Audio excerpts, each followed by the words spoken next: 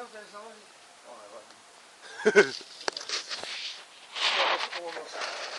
Ale to asi nám do vás vyšel.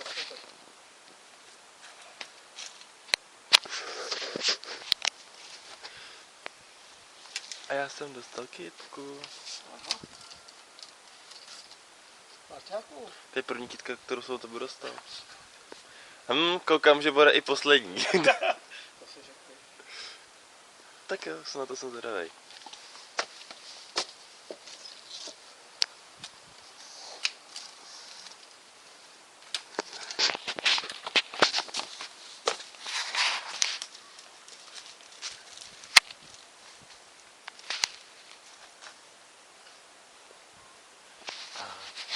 Bart versus Emma.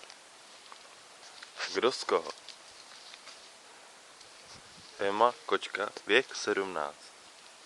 Bart, pes, kurva jedna vychcaná, věk 9 týdnů.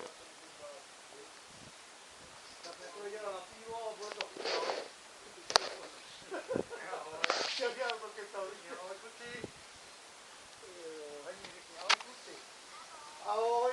Ahoj.